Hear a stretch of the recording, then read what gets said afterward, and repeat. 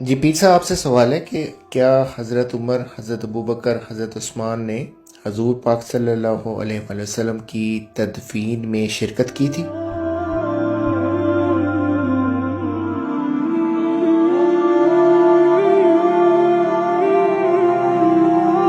آپ نے جو سوال کیا ہے، اب اہل سنت والجماعت کی کتب میں جو کوئی لکھا ہے میں تو وہ لکھا ہوا آپ کو بتا سکتا ہوں۔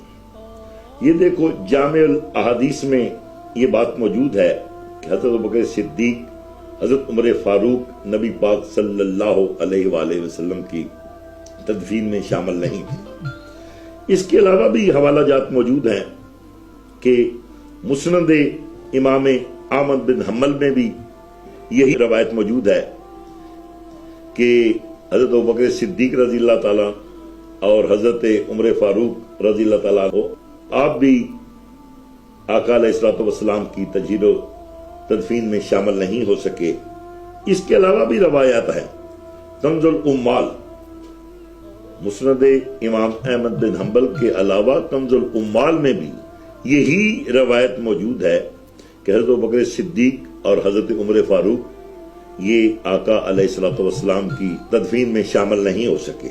اور مصنف ابن ابی شیبہ نے بھی یہی روایت کی ہے کہ یہ حضرات شامل نہیں ہو سکے۔ جن افراد نے نبی پاک صلی اللہ علیہ وسلم کو غسل دیا تھا انہوں نے ہی آپ کو دفن کیا۔ اصحاب رسول نے نبی پاک صلی اللہ علیہ وسلم کی تدفین میں کوئی شرکت نہ کی۔ مذکورہ افراد نے آپ کی تدفین کی۔ یہ طبقات ابن سعد میں بھی ہے۔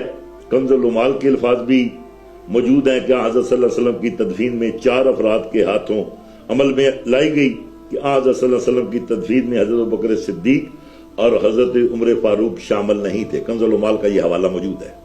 آپ نے حکومت دے معاملات نو نبی علیہ الصلوۃ والسلام دی تجہیر و تکفین نالوں زیادہ فضیلت دیتی اور عہدہ چلے گئے۔